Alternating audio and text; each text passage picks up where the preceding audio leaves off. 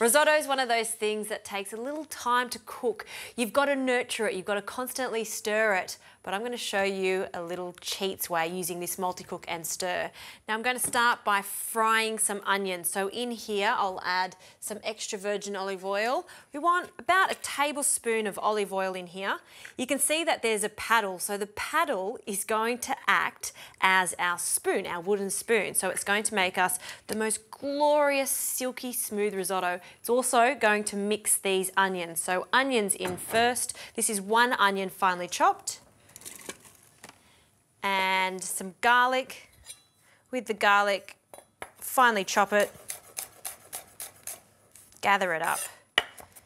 Run your knife through the garlic a couple of times and then into the bowl. A pinch of salt. This always protects the onions and the garlic from burning. It releases some of the moisture. So in with the salt. Lid goes on.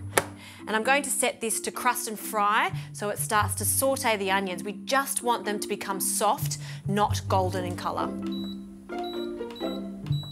All right, it's going to take about 12 minutes. We'll let it do its thing.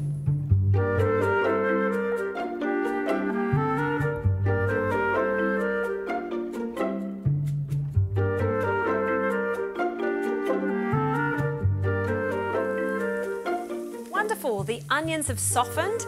Let's add some rice. So I'll need 1.5 cups of arborio rice, perfect for risotto. I'll measure this out.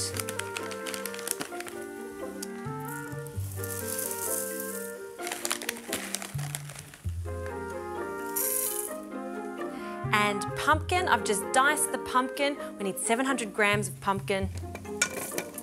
Pop that in there. And 4 cups of chicken stock.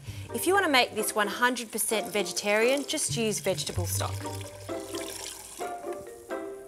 Now, a pinch of salt. Lid goes on, and I don't need to stir this at all. I'm going to set it on the risotto function, and this is going to cook for half an hour. The paddle inside is going to continually move, so we're going to get silky, smooth risotto. While that's happening, I'm going to prepare some sage. This is just for the garnish. What I'll do is just pick the leaves and then fry them in a little oil.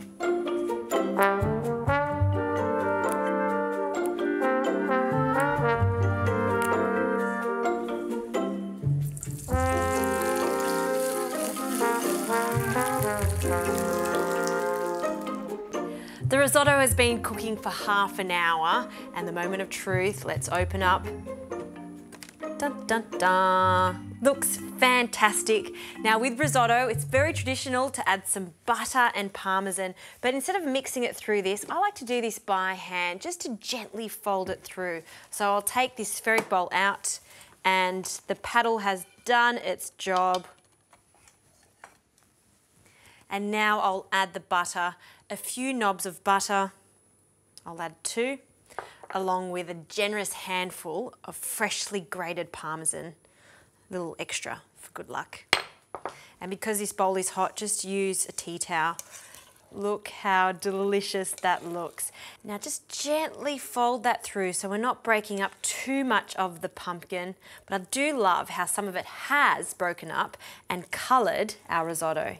Yum-o. And now that that butter has completely dissolved, we can start to plate up. So a few spoonfuls into a shallow bowl, just like this one, and spread it out. And 3 ingredients that go so well with pumpkin: goat's cheese, break that up just over the top, and the crispy sage leaves that we fried up in some olive oil, pop that over the top.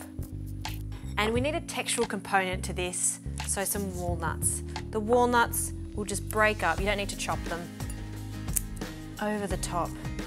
I like a small drizzle of extra virgin olive oil to tie everything together. And because I'm getting very excited about this, one last thing, freshly cracked pepper. What a beautiful risotto. A very autumnal risotto with a combination of pumpkin, sage and walnuts. I love this, and it's all done with ease.